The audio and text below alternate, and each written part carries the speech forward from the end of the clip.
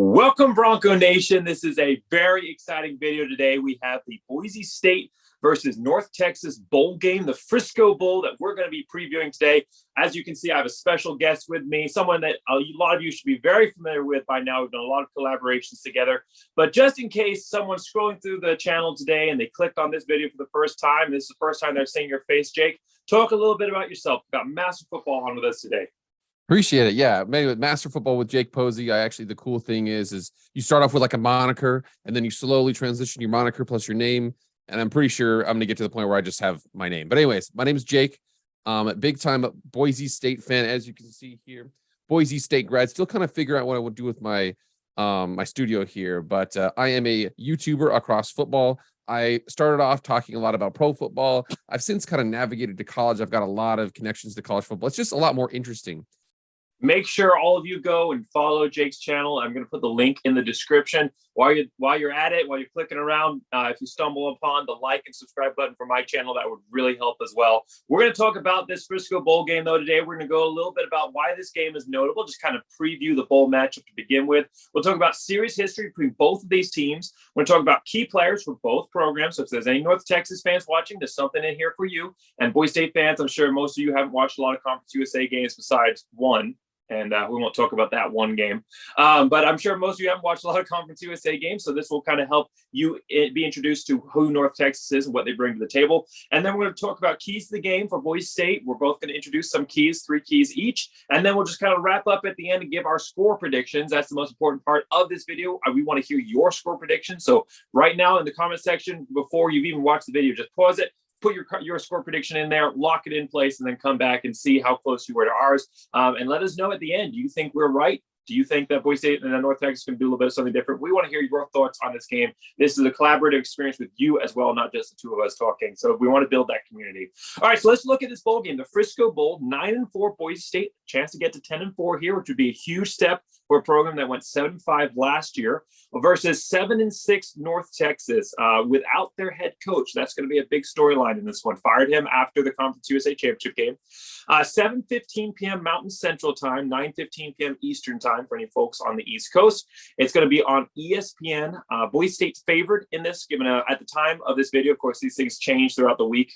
But right now, given a 61.5% chance of winning and a 10-point advantage according to Vegas. So notables about this bowl game. Well, first off, it's the first Boise State bowl game in 3 years, which is really weird to say because Boise State is a team that built their history, their national recognition in the postseason. People think about Boise State football, they think about bowl season. Well, this is the first one in the first 3 years because 2020 you had COVID, and then Brian Harsin left. So Boise State was still going to be eligible to go to a bowl game. They went to the Mountain West Championship game, lost to San Jose State.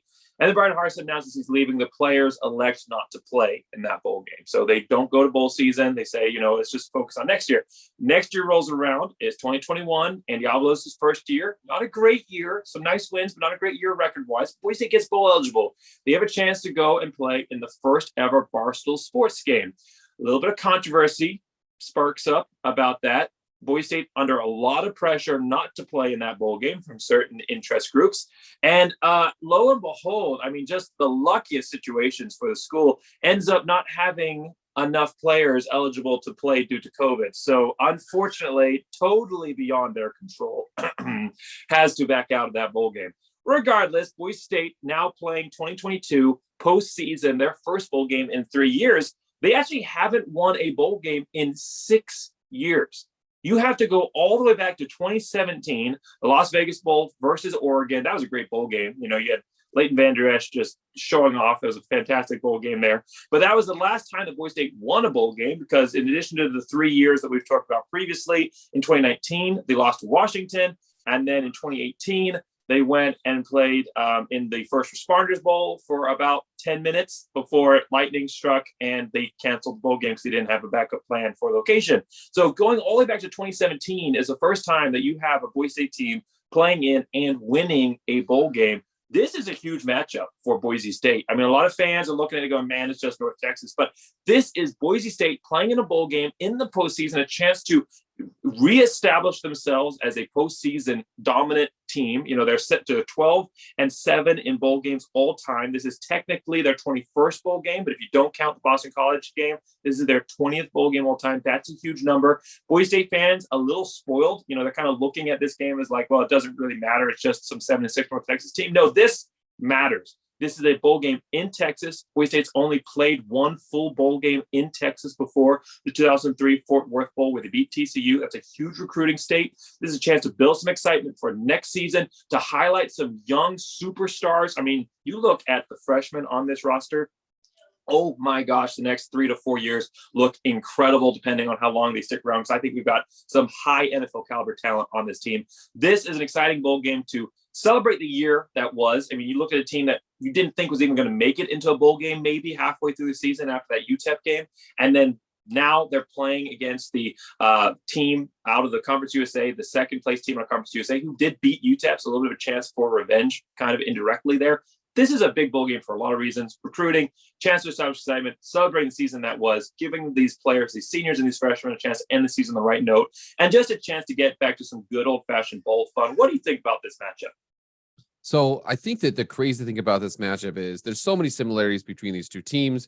Both, played UTEP, both fired a coach during 2022, excuse me. So interesting from that perspective here. I do think that if you would have hit me up the day after the UTEP game, I would have told you, you know what? I think the magic is over. I think that the magic is really, really gone. Because if you look at, you're right. He had, Jake had mentioned there that the Boise State fans are spoiled, and they are spoiled because most fan bases don't go through what they go through. I want to bring up here and see what it kind of has here. So if we think about this, this is from 2006 until now: 13-0, 10-3, 12-1, 14-0, 12-1, 12-1, 11-2, 8-5. 12-2, 9-4, 10-3, 11-3, 10-3, 12-2, and then 5-2 shortened season. And then Andy Avalos comes in and goes 7-5. So you feel like, oh, well, Chris Peterson's gone. The magic's not there. Brian Harson's gone too. He left for greener pastures. There's nothing you can really do here. Andy Avalos comes in 7-5. There's a lot of issues with that. And then they start off 2-2. So at one point, Andy Avalos was 9-7 as a head coach at Boise State. And everybody's like, oh, not going to go the way you want it to, not going to do very well. Well, again, it's one of those things, and it's interesting to see expectations of a program because North Texas, I actually work with a lot of North Texas grads, or it's a Dallas-based company, and North Texas grads have been coming to me and they're like, it's really interesting to see what the perspective is of the school, because they fired their head coach after they were playing for the conference championship. They were in the conference championship game, playing for a conference championship. They lose, they fire their head coach. It's almost like we were one win away from winning the conference. However, I think that the expectations of the fan base, expectations of the administration are going up. Boise State had those high expectations, but 9-7, you're like, oh my gosh. And then they rip off and they go 7-1 down the stretch. They go 7-2 counting the conference championship game. It was a crazy situation. Tim Plow, and we've discussed this, and if you check out on my channel, I had my boy Jake here. We talked about the Boise State's offensive coordinator. Really go check that out. It was a really, really good job. Jake does a great job of breaking down a lot of different things. One of them, A-raid coach, running game, wanting offense or defensive minded head coach. It was an apples and oranges comparison. It wasn't necessarily a good fit.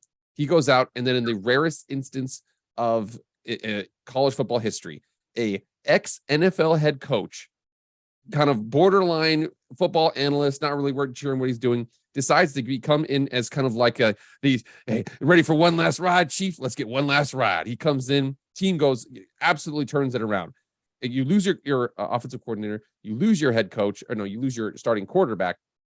Bring in the freshman. This talented guy had a really long touchdown against Oregon State. Yeah, but he's just a runner. Really develops as a passer. They do a lot of different things there. And now we are looking at 7-5 first year under Andy Avalos.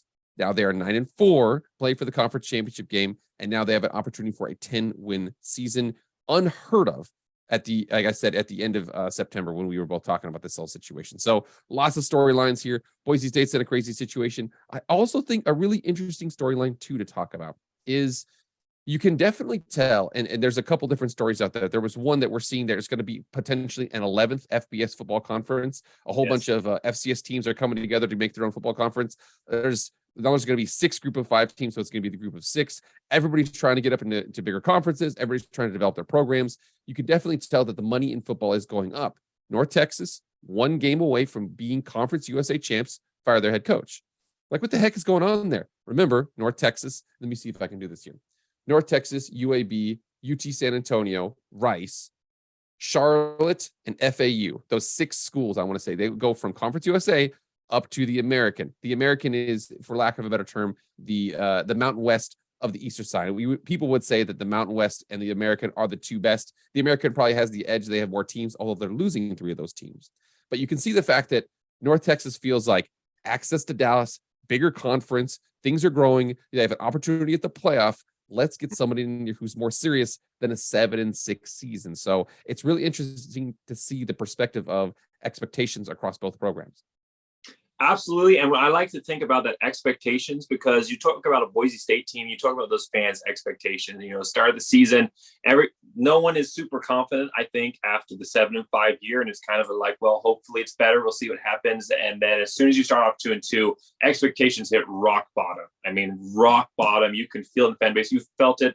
We felt it at the UT Martin game. Even before Boise State lost to UTEP, I mean, Boise State fans boo their starting quarterback off the field. I mean, you have the probably most negative attitude I've ever seen, almost bordering on the edge of toxic in the fan base that I've ever seen before. And then Boise State fans go on this incredible run, lose only 1 really close game to a good BYU team, maybe not as good as previous years, but a good BYU team at home. Go on this incredible run, go to the Mountain West Championship game, and everyone's like, we're back, and everyone they just want to be back. Boise State fans have been wanting to be back ever since Kellen Moore left. They've been wanting to be back every single season. And anytime they feel like there's a chance that they're back, they just jump completely in head first. And then they're just set up for disappointment right away. So I think it's important to be committed. I think it's important to be bought in 100%, but it's also important to have perspective. Okay. That North Texas game, this bowl game, you look at a team that went to the Mountain West Championship game and lost. And you say, okay, well, that's a disappointment. The fact that they were in the Mountain West Championship game is an incredible win. That was the win. Anything else was extra. The fact that they won that game, they're 9-4, have a chance to get to 10-4 after the way this season started. This is a huge game. I don't want anybody to be underestimating this game. The fact that this matchup exists, I'm not so happy about. The fact that the Mountain West has these bowl pairings, which are just some of the worst bowl pairings in the country and not deserving of the amazing conference that Mountain West is. That's something for new Mountain West Commissioner Navarez to take a look at.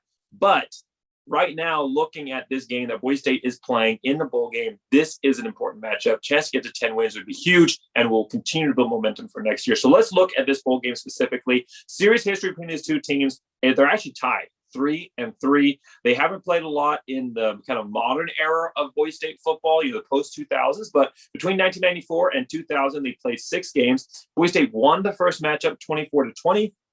North Texas would come back the next time these 2 teams played in 1996. My actual birth year, and would beat Boise State 30-27. And then Boise State would actually end up claiming the last game in the series. In 2000, Boise State absolutely smacked them 59-0, and they haven't played since. So this is a chance for Boise State to get the 1-up on North Texas in series history. I love the series history discussion. I think those are important. I think that owning a winning record against a team is always good for bragging rights, for rivalry. And when you're talking about a state like Texas, bragging rights becomes increasingly important, especially when you're talking about recruiting. So this is a big opportunity for Boise State in this bowl game. Let's talk about some key players here for Boise State and for North Texas. I'll lead off talking about Boise State. You talked about him already, the progression of Taylor Green. I don't think any of these key players, from at least for me, are going to be super surprising. They're kind of a lot of the ones you've seen in the videos previously, but these are really, I think, your best highlight players on the team. When you think about this Boise State team, these are the 3 guys you think about. So number 1 here is going to be Taylor Green. He started off, like you said, that kind of run-focused guy. A lot of people questioning whether or not he had an arm. Well, he actually had 6 straight 200-plus yard passing games. Well, Boise State perspective, that's not super impressive. I mean, you've had absolute gunslingers, like Kellen Moore, Brett Rippon. In the past, you had great passing quarterbacks. So that 200-plus isn't super impressive. But when you think about it as a quarterback who is working in a run-based offense, the fact that he's able to put up consistent passing yards while also maintaining his elusiveness and the run focus of the offense is very impressive. He's thrown for 1,905 yards, 13 touchdowns, 6 interceptions, and that's with taking over the start 4 games into the season. So he has a chance here to get to 2,000 yards in his first year as a starter. That would be a huge building block. And he's only gotten better each game as a passer. He did have a rough game versus Fresno State. I think that was more on the play calling than it was on him, focusing more, putting him in a situation he should have been, where his arm became the focus, where I think the legs should have been, using the running game more. But regardless, tough one versus Fresno State, wants to end the year on the right note. Second key player for me is going to be running back George Holani. You've got another great running back, Ashton Jeanty. We'll talk about him later in the video. And I think that top end, looking at what he can do, next season or beyond, he's going to be a very, very special player. But when you look at these two guys, I think that George Holani edges them out as just kind of the more important back on his offense. He's getting more of the carries, and he's more experienced. Ashton Jeanty has some great speed, some great power, great cutting. But George Holani is also kind of one of those unique special talents.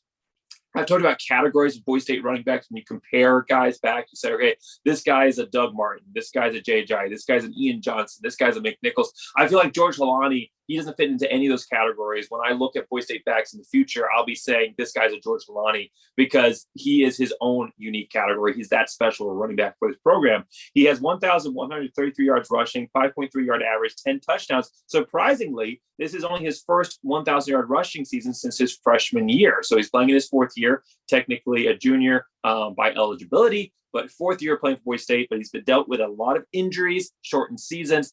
His first 1,000-yard rushing season since 2019, also added 153 yards receiving and 3 touchdowns. He could come back next year. He could come back and play next season. Like I said, he's still got 2 more years of eligibility. I feel like he was just starting to reestablish himself as a draft candidate this season, as far as someone that people were taking a look at. I think it's in his best interest to come back. I don't see him going earlier than the 3rd or 4th round if he does jump this year.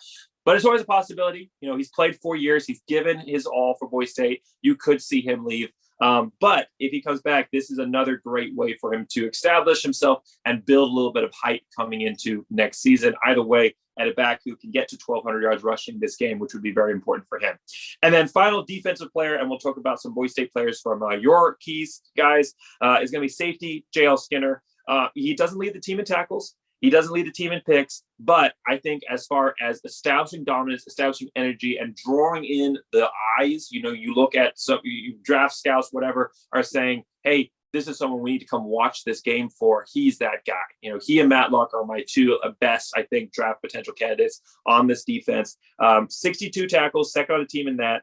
But he was really kind of criticized last season for his lack of coverage skills, which I don't think was an entirely fair criticism, but I think that is something he focused on this year. This season, 4 passes defended, 4 interceptions, both of those career highs for him. Still gave us some opportunities. It was a Boise State secondary that was porous overall, but I think he definitely stepped up and showed improvement in those areas.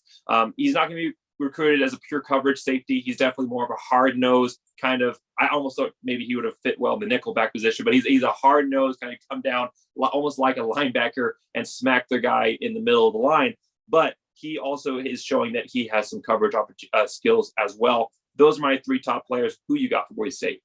All right. So I'm going to take it in a little bit different direction. Our offensive quarterback's still the same. Now, I think that the justification for a quarterback being the most important one, here's my perspective here. When we look at Boise State versus North Texas, Taylor Green is the most important person for me on offense. North Texas is 115th in pass defense, and they're 107th in rush defense. Okay. If you look at them, their offense is pretty good. Top 20. They're really, really good, but their defense is just absolutely porous. They've given up 430 passing yards to one quarterback one game. They give 365 rushing yards to UNLV when they played them.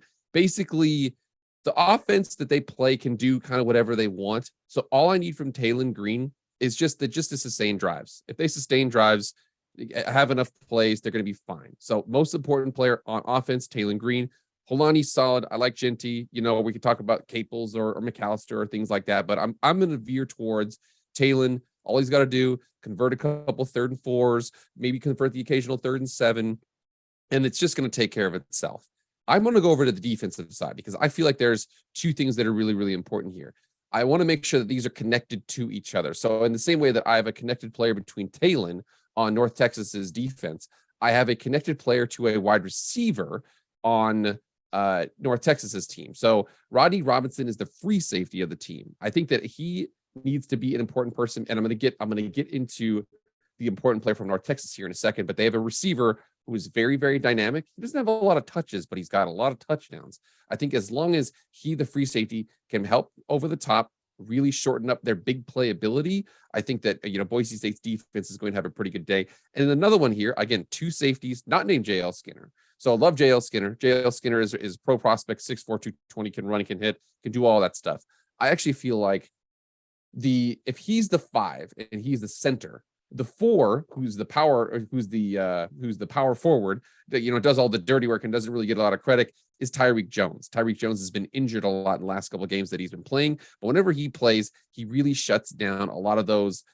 He's kind of a slot nickelback, where they have the two corners on the outside, the free safety, strong safety, and then Tyreek Jones, he's kind of in that little slot area. So a lot of times there's a lot of bubble screens that people have, a lot of, perimeter blocking. He does a really good job of shutting down a lot of those plays, has a surprising amount of impact in the run game as a safety. I feel like if they can do that, make North Texas one-dimensional, they'll have a lot of success going forward. So my players, Taylor Green, just sustain drives, you'll be fine. Rodney Robinson, prevent over the top, and then Tyreek Jones, shut down any sort of like off tackle run play, little bubble screens, things like that, and they should be okay. Well, I love that you already started talking about North Texas a little bit, because that leads perfectly into this next little segment, is talking about some of these top guys from North Texas. And you've already talked about a couple. I'll bring up 3 guys I've got. So for my top one, you've talked about already, is kind of shutting down the passing game for North Texas. And my number one guy for them is going to be their quarterback, Austin Onn, 3,309 yards passing, 32 touchdowns, 13 interceptions.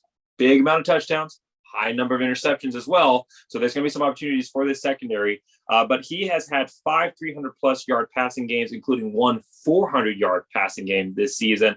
When he is limited, that is when teams have success against North Texas. In the game versus UTSA, only 194 yards passing, 1 touchdown, 2 interceptions. But he is going to be a big factor for this offense, for this North Texas offense, on trying to get this win versus Boise State, a secondary that has given up opportunities in the passing game this season. Second guy, and actually it's going to be 2 guys in kind of a combined factor here, is looking at the run game. You see 3,309 yards passing, you think this is just a passing attack. It's not. They give up the average over 260 yards passing a game, but they also average 200-plus yards rushing a game as well. So this is a team that has a very capable dual running back system, similar to what Boise State is doing with Holani and Genty. You've got, and I'm not entirely sure on how to say his name. It's Adey. I think it's at 80. Adey and Ragsdale in the backfield, splitting snaps. Together, they have put up 1,401 yards rushing.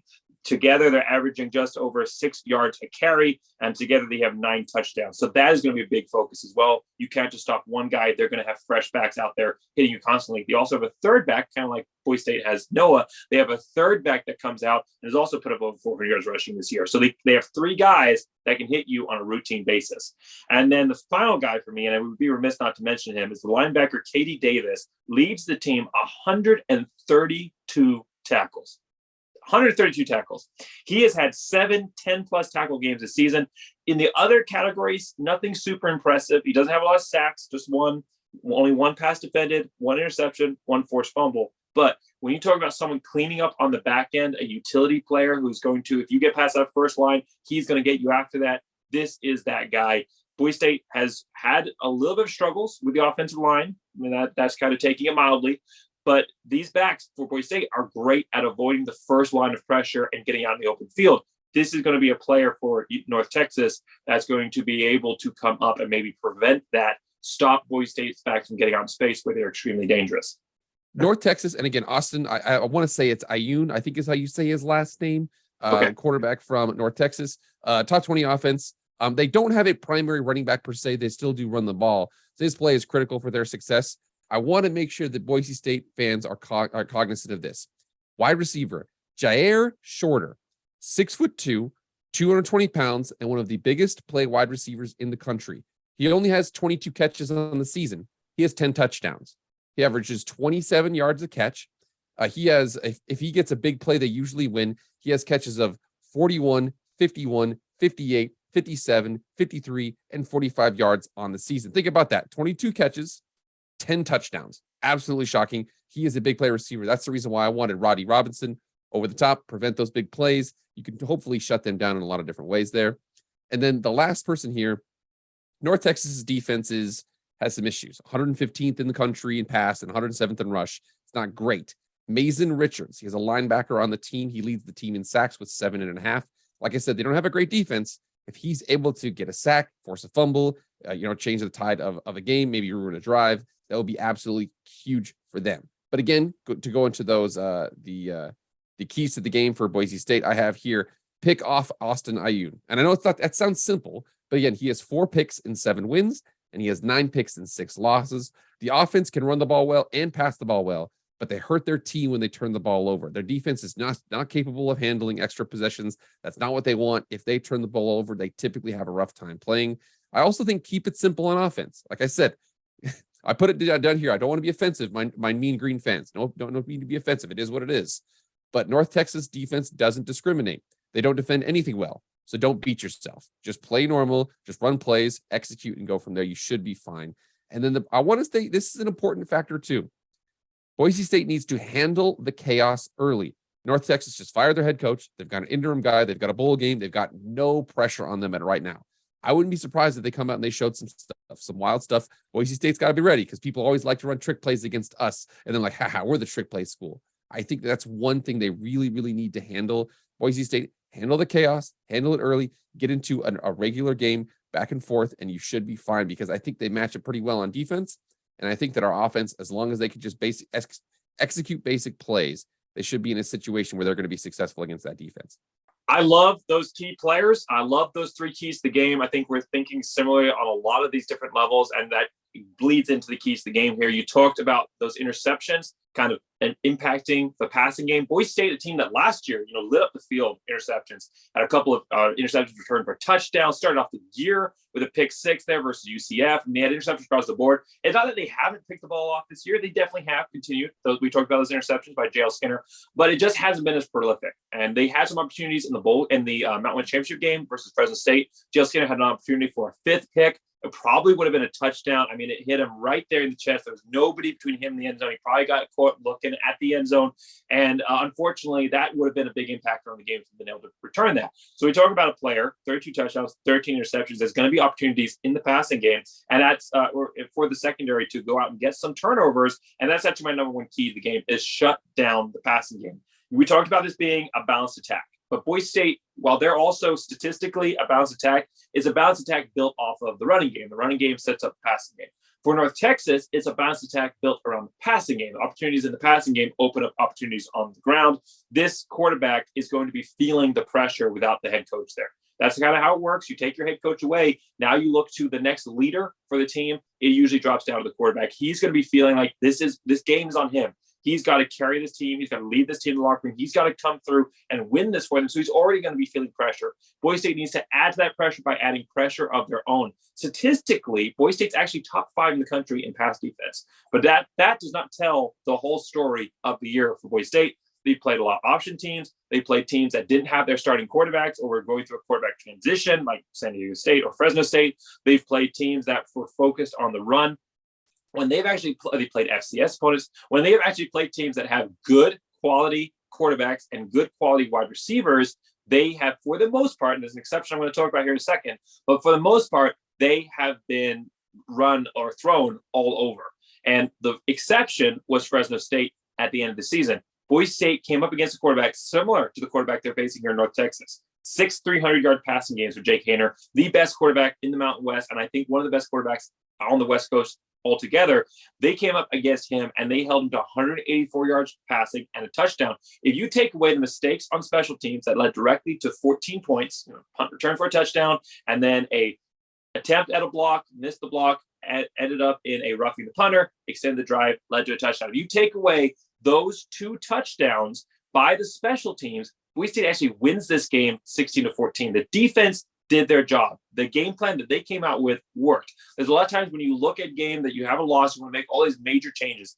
Don't do that. The only change you got to do is less mistakes on special teams and maybe a little bit of a different offensive focus. But as far as the defense goes, That was not the problem. Boise State's defense had one of their best games of the season against one of the best teams they faced of the season, and they came out and they performed well. Why did they do that? Because they blitzed. Something I've been calling for all season long. This secondary, for whatever reason, is not able to hold a guy plus 4 or 5 seconds. When the quarterback has time to sit back there and throw the ball, they are not able, whether they're playing coverage, a zone, or whether they're playing man, they are not able to cover the wide receivers, or whether it's the deep pass or the short pass. There's always opportunities either way. But when Boise State comes out and they blitz, and they have some great defensive linemen and linebackers on this team, when they come out and they apply pressure, that is when this Boise State defense has success. I've been calling for it all year. I thought we saw opportunities versus BYU with it. That wasn't used enough. And then Fresno State, Boise State was calling blitzes on a regular basis, and it had a massive impact. Every single time they called a blitz, except for one, it either led to a loss of yardage or an incompletion or a short pass in front of the sticks that then led to a punt. There's one time they were able to complete a pass on a blitz. That is it. Boise State's defense needs to be focusing on blitz, blitz, blitz. I can't say it enough times. We're in the season of Christmas, so go blitz and let's get out there. Boise State defense focusing on shutting down the passing game by applying pressure. My second key to the game here is going to excite. You talk about, keep it simple, keep it basic, go out there, focus on the fundamentals, get the win. That's important. But this is also a bowl game that you don't have anything else you're playing for this year. You want to win this bowl game. And I'm not saying you don't focus on getting the win, go out and you're being tricky and exciting, and you're focusing on trying to entertain versus trying to win, and you end up losing. Don't lose to North Texas. That should be the number one goal. But it's a North Texas team that you said they're vulnerable. We'll talk about at the end. I actually have a slightly different statistics. I mean, we pull things from different websites, but they're right around the same number. I think you said 100 and 115th and 107th overall. I've got them as 103rd in rush defense and 114th. So right around the same number. So both really bad is what we're saying. Both really bad. So Boise State's going to have opportunities on offense. It's a team that doesn't have their head coach. They're going to have an interim head coach. We all know how interim head coaches work out, and they don't usually work out. You would be surprised. Everyone thinks, well, it's the same team. It's not. Head coaches have a massive impact on the game. That's why they're in the game. You take them out, it's going to be a major loss for that team. So North Texas is already under a lot of issues in this game. You're going to have a lot of opportunities. And overall, looking at the players on the roster, the level of recruiting that's gone on, Boise State has a better team. So you're already the better team. You have a little wiggle room for error. This is not a bowl game that people are watching. Outside of Boise, outside of North Texas, outside of a few, maybe some people that key in because it's Boise State and it's a late docket game and they want to say, okay, let's see what's going on. Not a lot of people are going to be watching this game. So you have to give them a reason to watch the highlights. You've got to give them a reason to pay attention, to think that this bowl game even happened. Boise State, it's in the postseason. You're not playing for anything else. You're just setting up next year at this point. You want to build excitement in this fan base. You want to build excitement for this bowl game. You want to give them a reason to put you on the halftime shows of every other bowl game. This is a bowl game happening on the front end of bowl season. Give them a reason to put you on the halftime shows for the rest of the year. Get people talking about Boise State. This is an exciting recruiting opportunity going down to North Texas. Get people excited about the style of play that Boise State brings, the exciting level. And I'm talking trick plays. I'm talking long passes. I'm talking opportunities with multiple running back handoffs. You've got two amazing running backs and a quarterback in the backfield. We haven't seen a ton of misdirections where you've got running back running to the left side. He takes the ball. He hands it to another running back coming around the outside. Maybe there's an option where it looks like the quarterback has it. We haven't seen a lot of that, kind of misdirection, multiple sweeps kind of sets. I think we have an opportunity with this running back pairing. Use Taylor Green's legs in the running game. That's always exciting, and it's a part of the game that also needs to be leaned on more. I think we're kind of handicapping ourselves when we don't use Taylor Green's legs in the running game. Whatever needs to happen, use a little bit more excitement. Boise State could come out here and they could focus on what works. What works for this team, what's proven for this team, is run the ball. That's what's worked for Boise State. That's when they've had their most success. 300-plus yards rushing versus San Diego State and versus Fresno State, and they dominated those games. I think they've done that versus Fresno State. They would have won that game as well, this last one, Mountain West Championship game. But that's not what's going to excite. Nobody's going to care if you win this game, 27-14 with a bunch of rushing touchdowns. What is going to excite people, what is going to draw attention to you, is the passing game, is the trickeration, And I'm not saying don't go away from the running game, but you've got to mix in something that make people focus and wake up to what this is happening with this bowl game. So I think Boise State is good enough. They can't overlook, but they are good enough to run something maybe a little bit different than what works best, in lieu of something that's going to be able to bring them a little bit more excitement and a little bit more attention.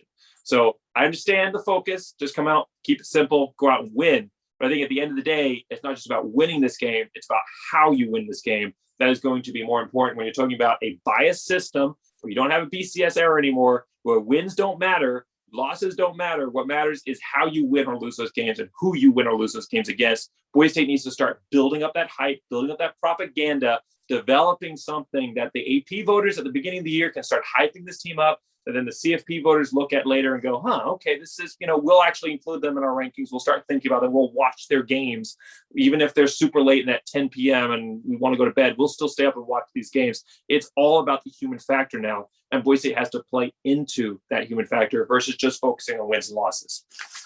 And my final key to the game here, and we can discuss this a little bit.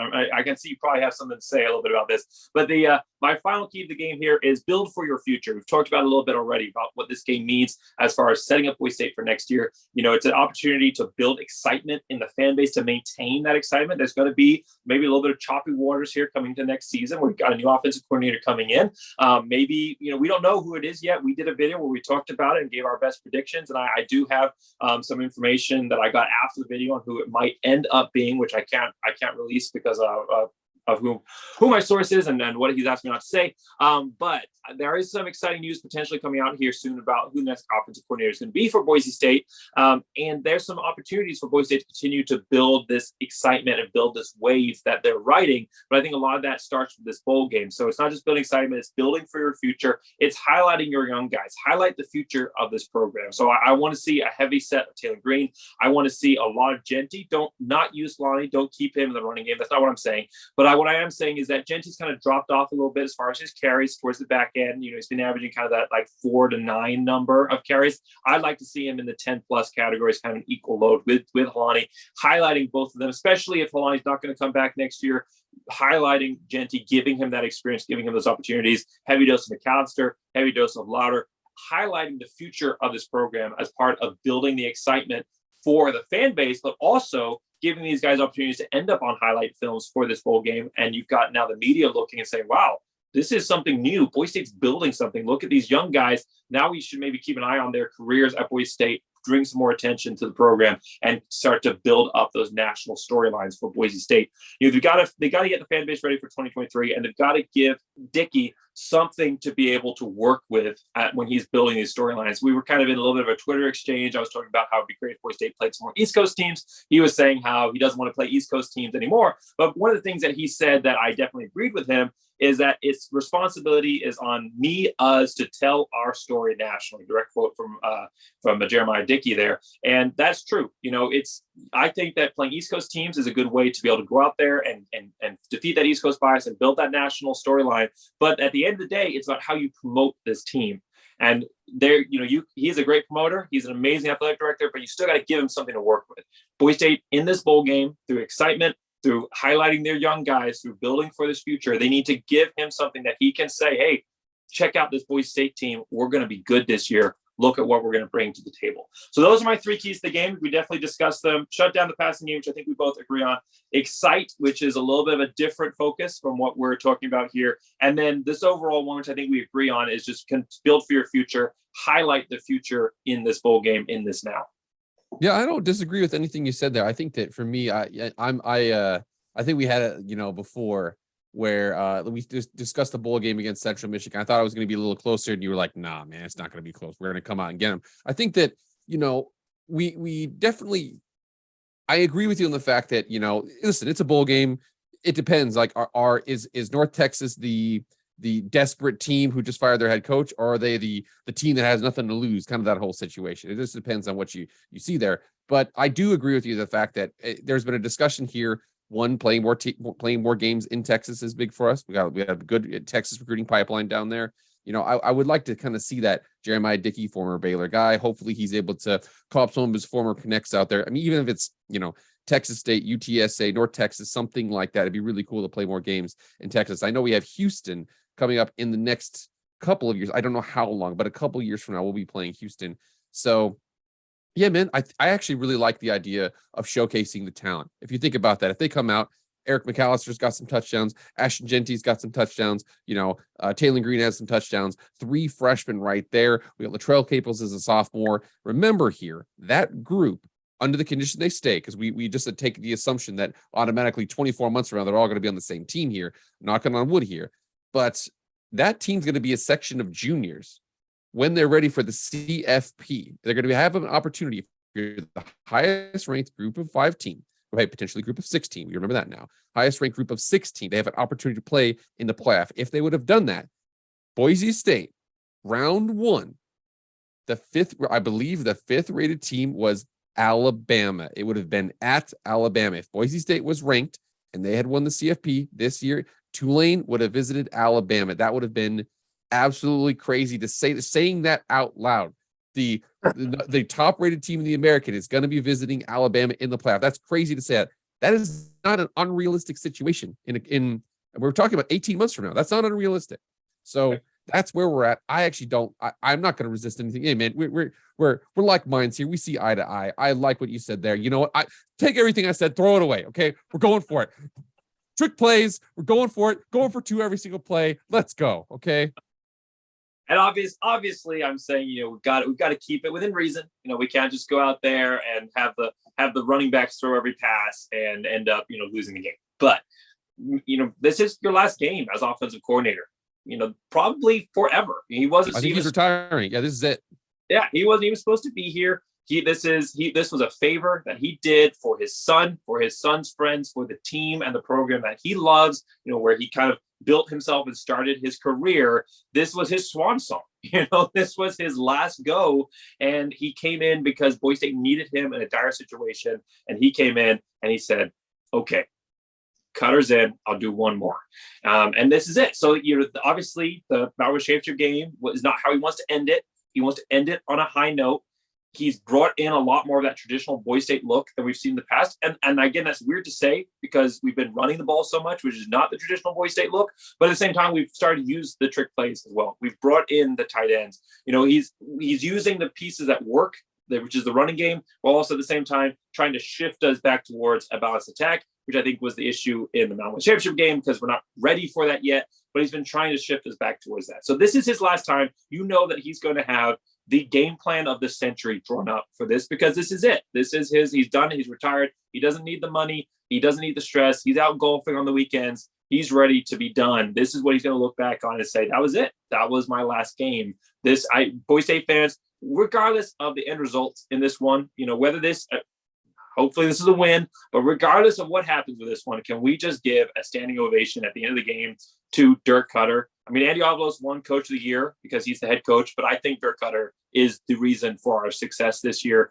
You look at what we've done this year. The players, of course, important, fans important, the coaching staff is overall important, but Dirk Cutter is the reason that we are having this discussion as a 9-4 team going for a 10-win season. He has brought Boise State back to relevance and back to a lot of the season, back to dominance. So Boise State fans, hats off to Dirk Cutter. He has done an incredible job here, leading Boise State back, and I think he's going to have a game plan that is going to be exciting, and I can't wait to see whatever it is. So let's just summarize here real quick before we give our score predictions. I'll kind of lead off here in this discussion, and we'll kind of go back and forth a little bit on this. But first off, kind of looking at what North Texas is facing. So biggest downside for them, no head coach. I mean, that's a massive impactor for this team. On the other hand, they basically have home field advantage. For Boise State, on the other hand, you've got a very young, hungry roster. You got a lot of young guys on this team. They're not looking at this as a downside. They haven't experienced all the highlight Boise State bowl games of years past. They haven't experienced those Fiesta Bowls. They haven't experienced those Power 5 matchups. This is their first taste of the bowl season. They're going to be experiencing all of the fanfare that comes along with it, all the free gifts, all of that comes along with the bowl season. They're going to be eating it up. They're going to be excited and ready to go. I think that plays in Boise State's advantage in their favor that they have so many young guys that are going to be coming out. They also have a lot of older guys, juniors on this team who didn't end the season the way they want to. I'm specifically looking at Jale Skinner. This is definitely his last game. His family's pretty much said as much. he didn't end the season either game. Kicked out of the senior night game versus Utah State due to a bad call on a targeting penalty, I think. And then obviously, the loss in the National Championship game. He wants to end the year on the right note. I think Boise State is hungrier for this bowl game. They're riding a massive, we've talked about it, massive wave of just energy that I haven't seen in a Boise State fan base in a long time, that I think is also bleeding over into how the team is playing as well. North Texas, they're losing their head coach. They lost about their championship game. They're on a downward trend. Boise State also lost their championship game, but they weren't even supposed to be there, and they are just riding this massive momentum of energy that this fan base has infused into them this year. Offensive coordinator who's extremely motivated, as we talked about already. Lots of excitement, and it just feels like we're on the verge of something here. It just feels like we're back to building something for the future, like we're in those early 2000s days, and Boise State in the next couple of years is going to break out again. And I feel like Boise State's building something this year. So I'm not going to give my score prediction yet. I still have a couple of statistics to talk about between these two programs, but that's kind of the energy between these two programs that I feel are coming into this matchup. Yeah, absolutely. And it's definitely, like you said, we talked about expectations at the beginning here. So you're right. I mean, when Dirk Cutter took over, I swear that second half of the San Diego State game, that with the 5 touchdowns, down 13-0, 35 straight points, you felt like, God, there's just, that they were just so close with that. This next year, I mean, we're talking about even the next year, really great opportunity. Labor Day weekend, playing at University of Washington. Michael Penix Jr. decides to forego the NFL. There's a lot of momentum they're looking for. If they come out there and they, against North Texas, just absolutely lay the wood, it's going to be huge. Impact the recruiting. There's so many things about that right now. I also, there was you said talking about the offensive, coordinator position, where Andy Avalos was interviewed earlier this week, and he's basically said, with what Jeremiah Dickey's doing, with what the amount of buy-in he has, the candidates when I started versus the candidates now, it's not even close. I think people can tell that something special is happening at BSU right now. Hopefully they can take advantage of it, come out big win in the Frisco Bowl. Well, let's talk about specifically the statistics here and what these two teams are facing. We talked about how Boise State's strength kind of plays against North Texas. North Texas here, you said 107th. The website I had said 103rd, both bad. 186 yards rushing per game. Passing wise, I said 115th, 114th. What I have, 275 yards passing allowed per game. Both of those numbers are actually above what Boise State is averaging in the season, 187 yards rushing, 194 yards passing, but there should be a lot of opportunities. This is not a North Texas team that's going out and beating you defensively. When they have won their games, they've been able to do it offensively, outscoring you. Boise State defensively, it's been statistically a great year. But again, we talk about why that is. On the rushing defense, they're actually 31st in the nation, 128 yards rushing given up per game, passing wise 163. But a lot of that has been some lower level opponents this year. The passing game specifically has been because they played a lot of teams that were a lot more focused on the run. Their run defense is actually really good. I really like this Boise State run defense. I think overall it's been a great season against the run. They did a good job stopping Air Force, and they played well against teams that are run focused. So like I said, if they can take away that passing game, focus on that one actual weakness, even if it doesn't show up statistically, I think that's going to be a big win for them. One last factor to talk about here before we give our score predictions, and I'll let you lead off with your score prediction before I give mine. One last factor here is to look at the similar opponent. Boise State played UTEP, lost that game 10-27. North Texas played UTEP, won that game 31-13. The big difference for both of these programs, they played them at the beginning of the year. I guess that's the big similarity here. But the difference here is that this North Texas team is the same one that beat UTEP. It's the same programs, the same quarterback, same established players. This Boise State team that lost is not at all the same program. This is that chance we talk about when we come to this score prediction here. This is that chance to wipe the slate clean, indirectly, but this chance to wipe the slate clean, to kill the last boogeyman, to go into next year with no baggage, that opportunity to say, okay, we started off the season, we didn't do it the right way. We ended the season the right way, and we beat the team that we couldn't beat at the beginning of the year. We were able to do this. We can look back with our heads held high and lead into 2023, focused purely on the future. That is why I think this score prediction is such a big deal, what this end score means for Boise State. Let's talk about that. What do you got wrapping up here in your score prediction? So wrapping up here, I think that it's there's so many different directions here. You got me all excited about next season, man. I'm ready to go.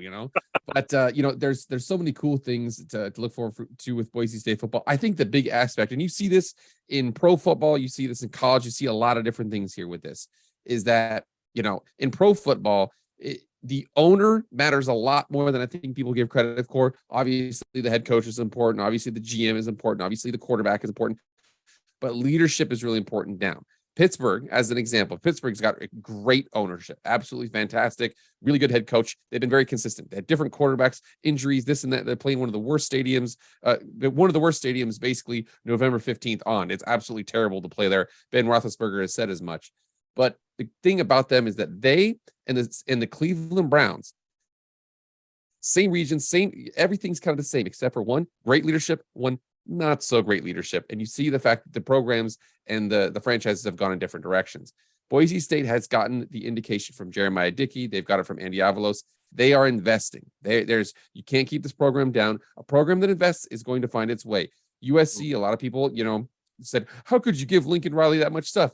They were absolutely willing to do what they had to do to get where they needed to go. And they were 1-2 point away. Again, you talk about the first loss to Utah.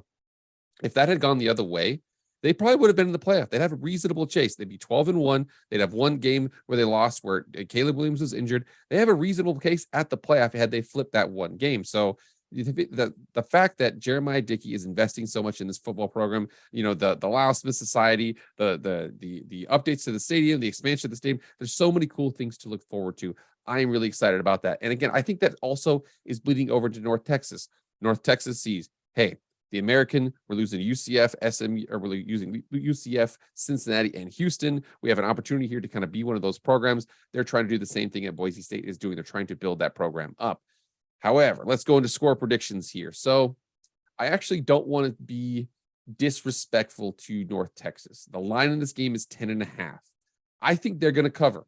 I would take North Texas plus 10.5, but that's just about it. I think 38-28, BSU offense, common opponents, this and that. I don't see them being able to slow down our running game. Their defense is really bad. It just is what it is. And if your defense is bad, there's just so many things. I'm a Las Vegas Raiders fan. They just lost to a quarterback, Baker Mayfield, who doesn't even know his receivers' names. If you don't have a defense, you can't control the game. Okay, it's terrible. All right, I think that's the big aspect there. If their offense punts or turns the ball over at all, I don't think they could really, go on from there. BSU's defense has shown a good ability to shut down a lot of good offenses. Again, even the games that they didn't have great games yardage-wise, BYU, and we're talking about Oregon State, still had 2 picks in each of those games. Still can turn the ball over. I think 38-28, they'll still cover, probably score late, but I think BSU is going to control this one for the most part. And I want everybody to know that we didn't coordinate on this stuff beforehand. I sent him over a general outline of what we were going to talk about, but he didn't tell me what he was predicting, what he was talking about. I didn't tell him what I was predicting or talking about. It just kind of shows where we're focused here. I love it as a fan base. We're kind of all moving in the right direction, the same direction here. Shared mentality, something that Jeremiah Dickey has been mentioning and focusing as well. But score prediction here, we're actually really close, man. You said 38-28. For Boise State, we're almost spot on. I said 37. You said 38. I think there's going to be a couple field goal opportunities in there, but either way there, 37-38 sounds right to me. That's what I'm looking at for Boise State. I think offensively, we're going to have those opportunities. I think we probably could score more, but I think that maybe North Texas holds on to the ball a little bit at some points. Boise State maybe doesn't convert a few drives, maybe gets off to a little bit of a slower start or kind of does the Boise State trend of starting off strong and then kind of slows down a little bit before coming back at the end. So I think Boise State ends up 37 and you said 38. I think that's right. North Texas, we're actually really close as well. I'm going to go one touchdown below you. I think they're going to go 21. So my final score prediction is 37-21. I think North Texas has some opportunities early, maybe keeps this game close-ish for the first half before Boise State pulls away. They've made great second half adjustments throughout the season, especially defensively. I think that Boise State is able, maybe they come out with that coverage focus, and then the second half they say, right, we're going to go to the blitz, and they stop North Texas. So I think North Texas doesn't have a strong game in the second half. Boise State able to pull away 37-21. You talk about that defense. When you have a player that has 130 plus yard tackles, I mean, that's great, but it also means that a lot of other guys aren't doing their jobs. And so you have a North Texas team that statistically they're terrible. You can look at that when you look at who their top players are as well. You don't want to see one guy with all the tackles. That's what I love about Boise State. DJ Schramm is leading the tackles, which is great for him. And that's fantastic. We didn't even talk about him in this video. What an amazing season he has had. Kind of a guy you would never have thought at all to come in like that and have that the season that he's had. But when you look at Boise State's roster, I mean, even one of their top defensive players only has 60 tackles. Most of these guys are pretty close. I mean, they're really spaced out. A lot of guys in the 30, 40 tackle range. They have spread out the wealth this season because it's you've got stars, but it's been a team-focused attack, which is what I prioritize so much in my game preview video that I did with Carl Keever. This is his jersey on the back. So that was such an important game for focus for Boise State this year, and I think it's played off well. So I think their defense comes in strong. I think their offense has a good game, has some of those highlight reels that we're talking about, and Boise State comes in on a good footing here for 2023. You're right, man. I am excited for next year. I'm not looking forward and looking past this game. I'm not doing that at all. I'm seeing this game as the preview to 2023. This is the stepping stone. This is the the preseason matchup for 2023. I'm excited to see what we find out in this game. So thanks so much for coming on, man. As always, great video. I'm going to put all the Jake stuff in the description of this video. Make sure you guys like, subscribe. I'm going to be having Ryan Dinwiddie is going to be coming on my channel here in a few days to talk about the season that Boise State had, talk about the season that his Toronto Argonauts had. He is the current Grey Cup champion, the Canadian Super Bowl. Great year. We're going to talk about some other stuff as well. So make sure that you like, subscribe. Make sure you keep an eye out for this video. Make sure you go watch the video that Jake and I did talking about the next offensive coordinator and who we think that might be for Boise State. All of this, just great stuff happening right now in Bronco Nation. It's an exciting time to be a Boise State fan, and I can't wait to see what happens next step here for this bowl game. Jake, wrap us up here. All right, guys. So listen to my boy Jake, okay? There's so many cool things to look forward to at Boise State right now, okay? You can definitely tell. And a lot of my video, a big portion of my views come from conference realignment. And I do like talking about it, but I do feel like it can get a little excessive just because you can talk about it to infinity. I will say this. The more and more they talk about it, the more and more they see things. It was something like a 120% increase in viewership from last year, Utah State versus San Diego State, to this year, Boise State versus Fresno State. People watch. There is a I don't want to say an underbelly, but there is a hidden amount of BSU fans that are out there. Again, think about that. That viewership was during the same time that the SEC championship game was taking. The number one team in the country. That's who they were competing against. People like to watch Boise State football. They like the blue turf. There's lots of opportunities going into the future. I'm telling you right now, there's a lot to look forward to. Andy Avalos, whoever the new offensive coordinator is, Jeremiah Dickey, Taylor Green. You think about that. There's so many different avenues right now that are going well. It's an exciting time to be a BSU football player. Do I think they're going to get back to the point where they're 50-3 in 4 years? I don't know, but I do know that the investment's there, the juice is there. There's a lot to look forward to. The best is not necessarily behind Boise State right now. I'm telling you, that's what I'm going to end off right now. The best is not necessarily behind us. Well, I love ending on that note. We have something exciting to look forward to in the near future here with this bowl game coming up in a few days by the time this video comes out, and a lot to look forward to in the long-range schedules here for Boise State. So make sure you stick around for all of it. Make sure you like and subscribe to both of our channels. We're going to be covering all of the exciting future here of Boise State football, figuratively in our discussions and literally when it happens. So make sure that you like, subscribe so you don't miss out on any of that. Thanks so much for watching. And as I end every single video, go Big Blue!